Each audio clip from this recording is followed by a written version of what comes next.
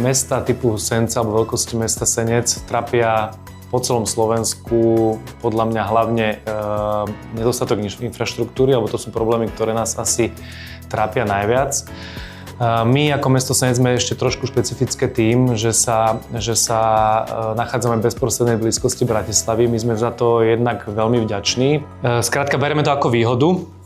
Ale teda za následok to má to, že máme veľký príliv obyvateľov. To znamená, že mesto Senec patrí medzi najmladšie mestá, zároveň ale aj medzi najrýchlejšie sa rozvíjajúce mestá, medzi najrýchlejšie rastúce mestá.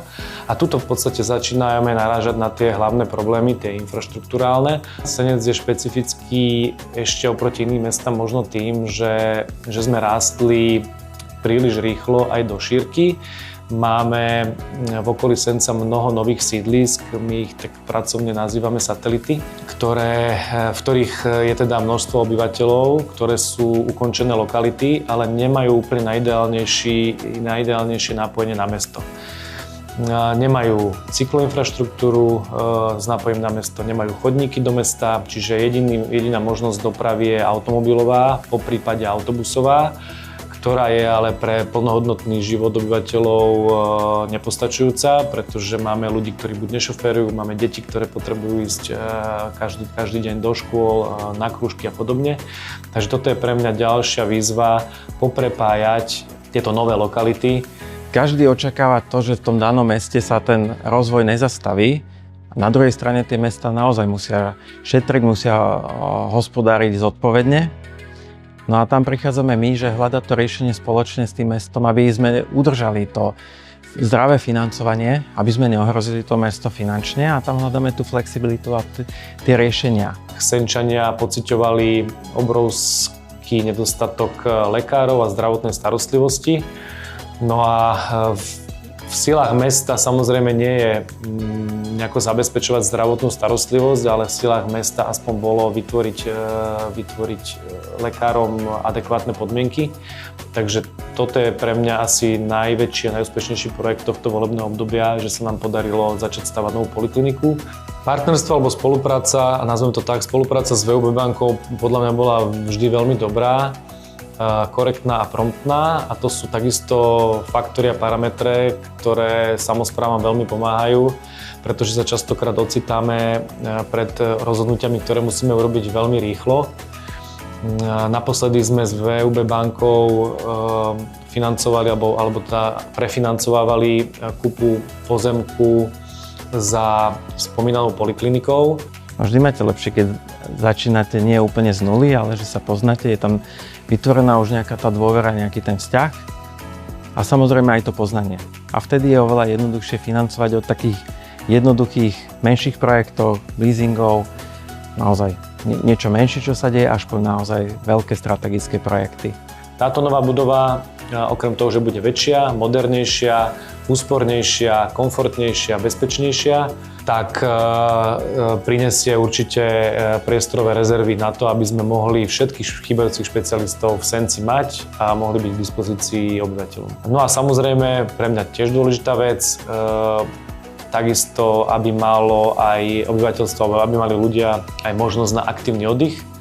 Na to tu zase my máme jazera, opäť špecifikum nášho mesta, Slnečné jazera, ktoré sa stali v poslednom období, možno 10-15 rokov, naozaj jedným obrovským voľnočasovým športovo-rekreačným areálom, ktorý je využívaný už takmer celoročne.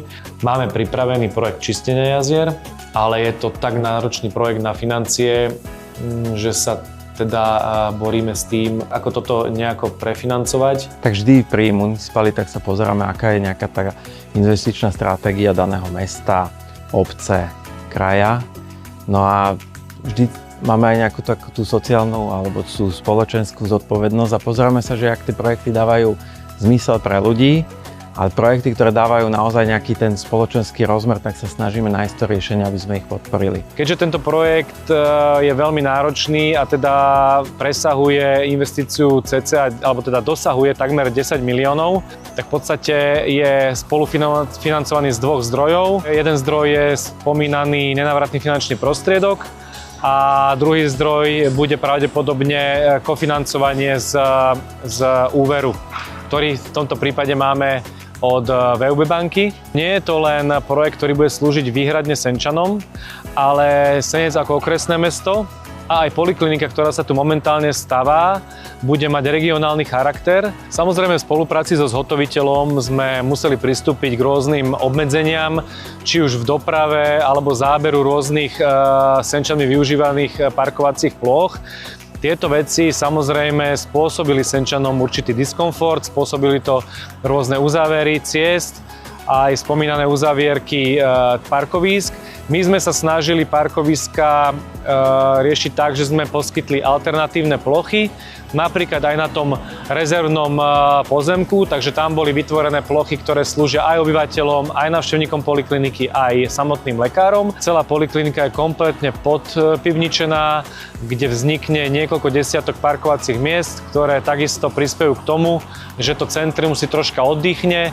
Celá budova polikliniky je financovaná v podstate z dvoch hlavných zdrojov.